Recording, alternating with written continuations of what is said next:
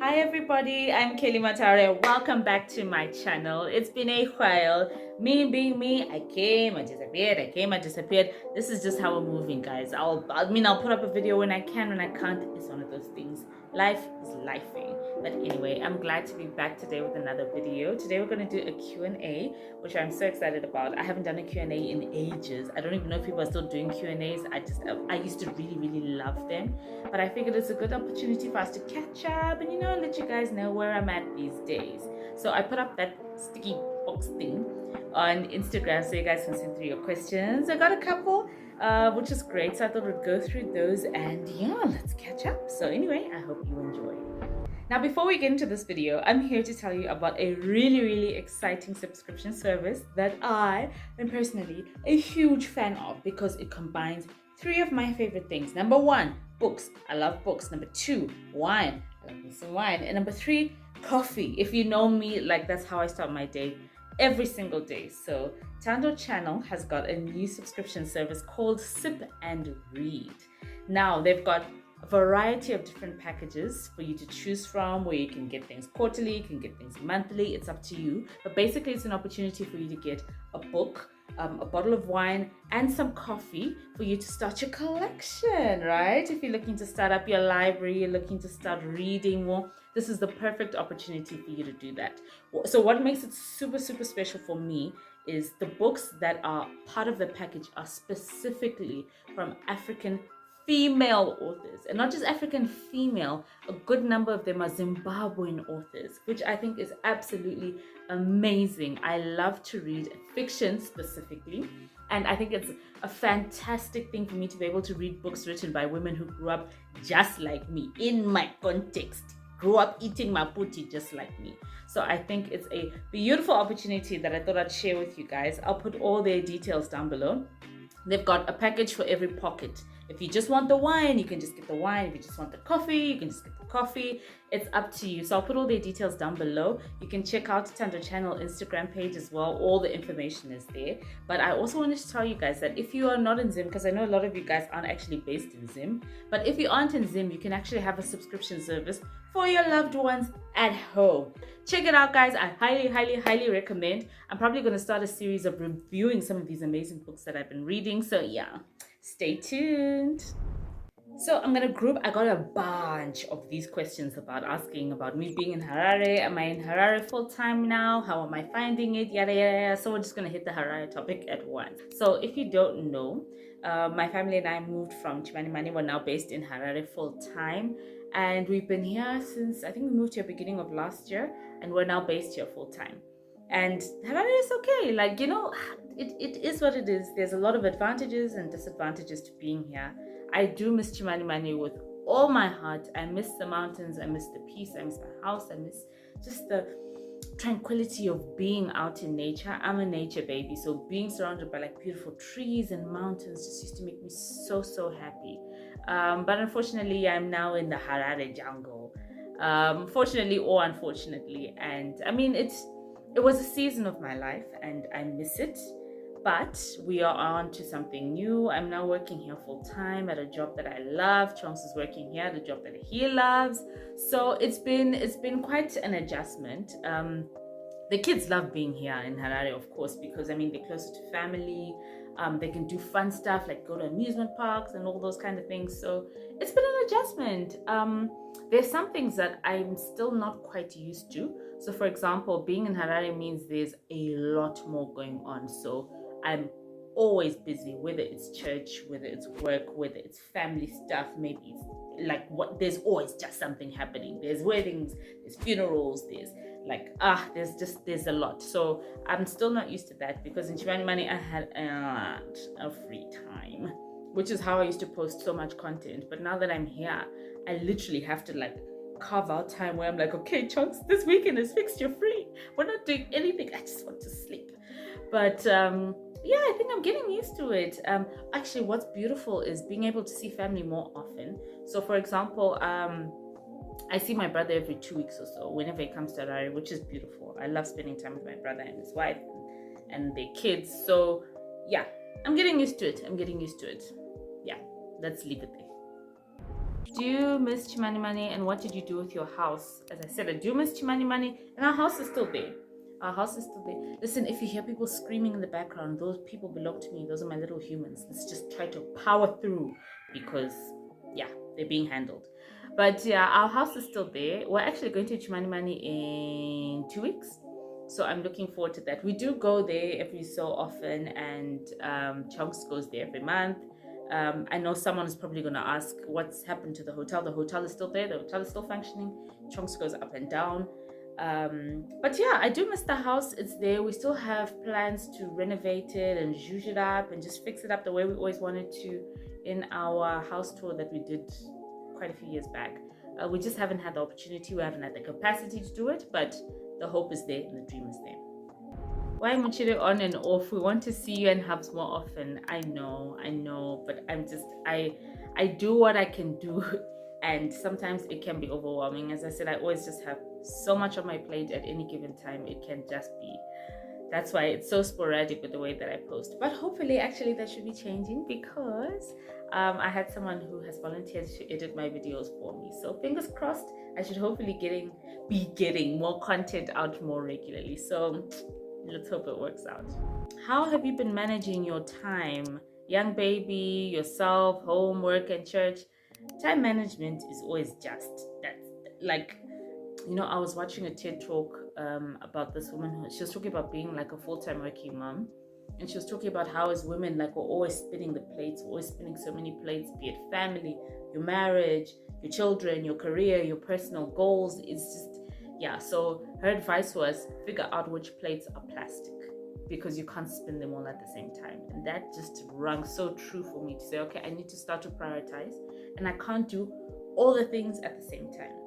I can't do everything at once. I need to be able to prioritize to say, okay, at this moment, this is what needs to be done. At this moment, this is what needs to be done. And okay, I can put this on the back burner for now. And it's really hard. It is very, very challenging. And I am still trying to figure it out, but we're getting there. I'm feeling so overwhelmed right now. How do you take a break from responsibility? Oh, yeah. And how do you manage stress levels? I'll put those two together. Taking a break from responsibility can be really, really hard, but absolutely necessary. There's some things that I do that I find help to. So sometimes your problems are not going to change, but what's going to change is you and how you handle them and how you handle yourself in those difficult situations. So for me, number one, first things first, when I'm feeling overwhelmed, take a nap. Take a nap. Because I usually feel extremely overwhelmed when I am tired. And I don't know why it is, but being tired is always the last thing that I think is the problem. So I find after I take a nap, I get up and I'm like, okay, I'm feeling better. So I highly encourage nap therapy, guys. Even Jesus took naps. Don't be a hero. Close your eyes. Go to sleep. The second thing I do is I try to do what I call a pattern interrupter. So something that's just going to completely change your routine. So sometimes you're kind of stuck on the hamster wheel of doing the things over and over again. Do something that's going to completely remove you from that. So whether it's a change of scenery, whether it's going for lunch, whether it's picking up a new hobby, or driving out somewhere you've never driven before, seeing things you've never seen before, doing things you've never done before, I think it can be really, really helpful. I recently played paddle for the first time, which I did not want to do. It is not my jam. I do not like sport. I do not like exercise. But I tried it and it was actually really fun. And it really opened my mind to say, okay, maybe I shouldn't be as rigid as I am on my view on some of these things. Like exercise is a good thing. Why not exercise while doing something fun? So yes, pattern interrupter. Ask for help. Communicate on the things you need help with. If it's a work thing, try to get help with work. If it's a home thing or a family thing, try to get help as much as you can. Like, it's just, you can't do all the things. As I said, you really have to try to prioritize and see what you can afford to delegate to someone else and what must be done yourself. How's your job going? My job is going well. I'm really enjoying it. I am actually really, really enjoying it. It challenges me. I have a lot to learn. I feel like I haven't even it's only the tip of the iceberg of the stuff that I'm learning.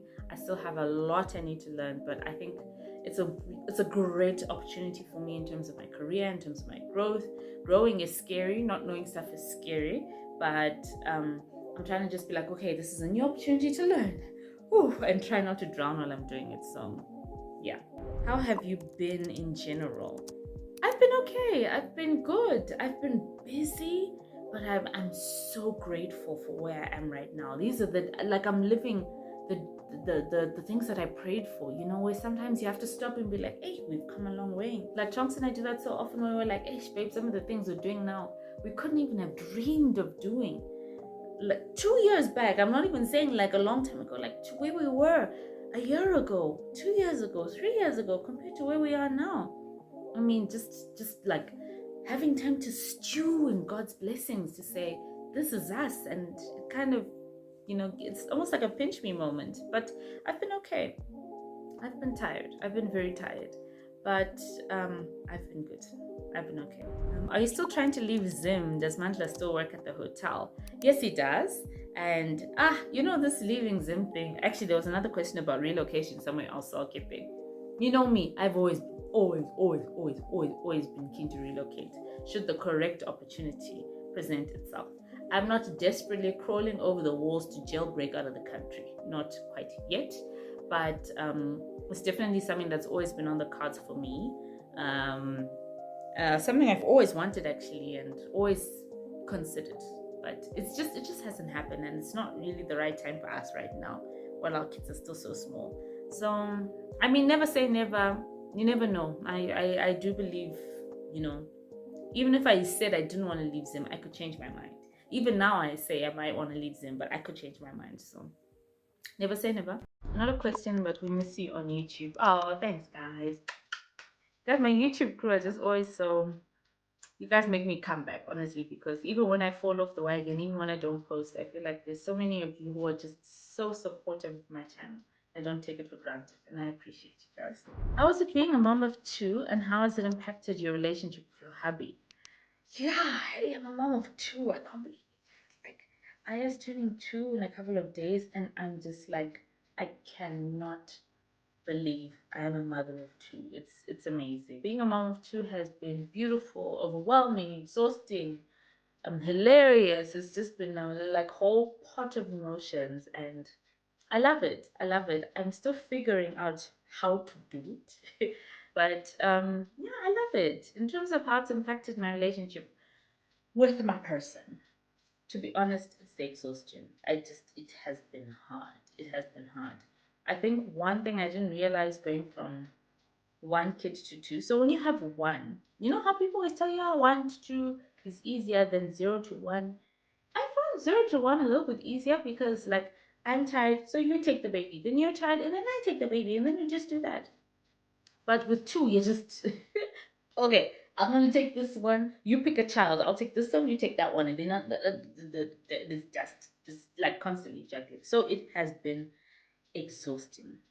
As a result, sometimes our relationship then takes a backseat, which is wrong. We've always said put your relationship and marriage first. First marriage and then the babies. So sometimes when you're in the thick of things, with like you're up at 3 in the morning and with for the fourth night in a row because your kids are sick, and it can be very hard to be romantic. Eh? It's very hard to be sexy when you're wiping noses and wiping bums all day. But we are trying. What we have realized is we have to be extremely intentional about our relationship at this stage, because if we leave things on autopilot, it can end very badly for us. So one of the things we do, sometimes date nights are not practical, and date nights can end up just being, you know, something you're doing to tick the box. So we also have an accountability group. So we have 2 other couples that we are close to, where we meet. We try to meet once a month, sometimes it's quarterly, where we actually sit and we talk about our issues, like at this level. So not so much that like I was speaking to a counselor, or no, just like catching up as couples, as peers, to talk about some of the challenges we've been having. So that was really, really helpful. The last session we had, one of the things I spoke about is that I want to be taken away. I need to be taken out of my house to another place without my children for me to be able to connect with Chunks, because I mean, we're at home, even if we're trying to sleep in from 5 in the morning, Ida's knocking on the door. or I can hear them. Even if my helper's here, I can hear them. So it's distracting. There's nothing sexy about kids. So I had to, it's something I've said over the years, and I don't think he really understood how much it meant to me until, yeah, when we had this session and I got a chance to really communicate how I feel and, bounce my ideas off other people, and they could then communicate to him about how I feel as well. And that was really, really helpful. We actually went away a couple of days ago. We spent a night in an Airbnb. It was beautiful. It was beautiful for me. I slept at 8:30 until 8 the next day. But I mean, not as sexy as I'm sure you'd have hoped. But I mean, it just gave me a chance to rest and to just breathe a bit, take a breather, and get out of our environment and get a chance to talk and get a chance to watch movies and bond. So that was really nice. So we're having to be more and more intentional with kids because you have much less time on your hands. How was life in Zim? Thinking of relocating for a year with my family. I am never the right person to ask about life in Zim because for me, immediately, or right off the bat, I'm like, don't do it, don't do it, don't do it, don't do it. But you're saying for a year, so for a year, I mean, you could, but it's subjective. There's some people who are thriving in Zim more than they could ever thrive in any other country, and some who are really struggling. So it depends on you, what you value, what you want. Look, there's some things that are just you cannot quantify. Being around family and friends and in an environment that you're comfortable in, you cannot put an amount or a figure to that. It's an amazing thing. But for the most part, I mean, if you've done your research, you have a way to sustain yourself, and you're willing to sacrifice some of the comforts of being in a normal country, yeah, give it a try. But in my opinion, don't do it. Come for a long stay, come for a sabbatical, come for a rest, but I wouldn't recommend moving back. What happened to the hotel in Chimani and the restaurant you had opened? So, as I mentioned earlier, the hotel's still there. The takeaway, we eventually had to close it. I think also with moving here and business was just really, really hard. So, at the end of the day, I ended up just having to cut my losses and just close it up, which was really, really painful, especially after I had to close the shop, which you guys will know about. Yeah, it was a painful chapter, but it has to be done. How are you doing? Really miss your vlogs. Hope to see you again soon on the Red app. As I said, I'm doing well. I'm doing well. Hopefully, I should be vlogging more soon once I find time to do exciting things to vlog about. But yeah, hopefully, I should be vlogging again soon. You've always been about business. Please start something. Yeah, I feel so I have always been about business, but I think I needed a break. I just don't want to be an employee for a while. I mean, I still have like failed business trauma, and I think I need some time. I just need to be just to breathe a little bit before diving headfirst into doing business in Zim, especially in this country where things are just zigzagging constantly. Yeah, not for a while to be honest, but hey, you never know. At some point, maybe I'll look at starting something of my own here. How are you doing? Are you making time for yourself? I'm trying. I'm trying. Sometimes I've realized the very hard way that if I'm not intentional about making time for myself, then yeah, no, things will not work out very well for me. I end up being very grumpy. Your skin looks beautiful. What are you using? Oh, thank you. Nothing. No, genuinely nothing. Just to be honest, at this point, just Dove soap. I wish I could tell you that I use a nice cinnamide with what retro what. I don't have the time, resources, or know-how to have a skincare routine just yet. It is on my list of things for 2024. But for now, I cannot lie to you and say I'm using anything, to be honest. My skin is not also in the greatest condition either. These screens are very forgiving. But yeah, no, just at this point, it's Dove soap. I'm just keeping it simple. But yeah, not much. But thank you for the compliment. I'm a Christian. I met such a lovely guy who ticks all my boxes, but he says he's agnostic.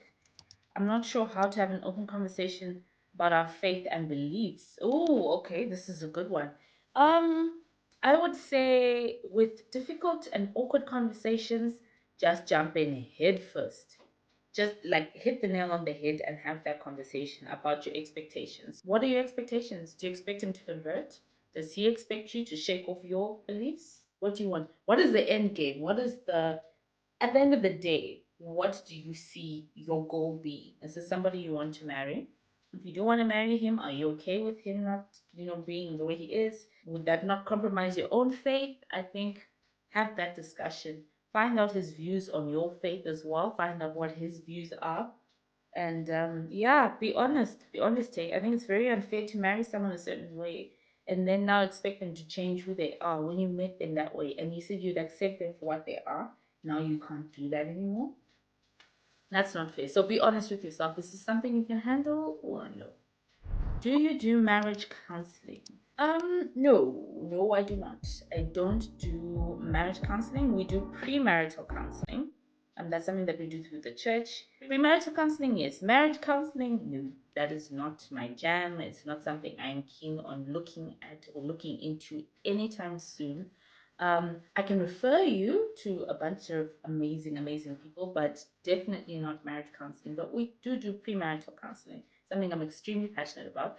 Fun fact, 60% of the issues that you face in marriage could have been solved early had you done premarital counseling. So, yeah, I highly recommend premarital counseling to anyone who's even considering getting married to someone. So, not when you've picked your date, not when you've booked your venue, like when you're just like, this person, I think this might be my person, but I want to see where this goes. That is the time to do premarital counseling because you'll find there's some people who start and along the way they're like, you know what, I don't think this is going to work. This relationship is going to be doomed from the start, and it'll save you a lot of pain, a lot of heartache. But also there's a lot of lessons and things that you learn in that foundation that you build that'll just help your marriage to soar at a later stage. So we did premarital. Actually, we didn't only do premarital counseling. We started with, I think it was like a 10-week course of preparation for marriage first, and then premarital counseling. And then that has just helped us just right off the bat. It gave us an excellent foundation to our marriage, and it's the reason why we are the way we are today. I mean, there's still a lot of work that we do, like constantly, and really trying to invest in our marriage and invest in ourselves. But just that preparation that we did before we got married, it was golden. So, because of things like that, you know how people always say, hey, your first year of marriage will be terrible. Our first year of marriage was bliss.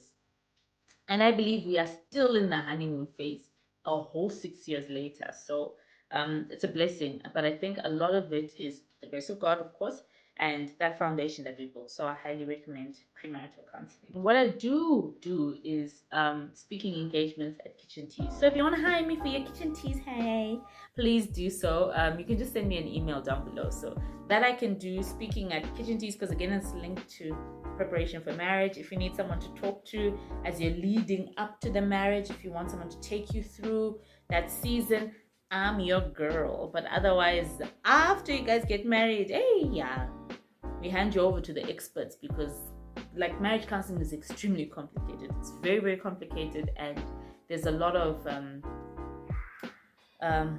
elements that go into it, and a lot of training also. You don't just wake up and start doing marriage counseling. Like, you actually have to be trained as a counselor.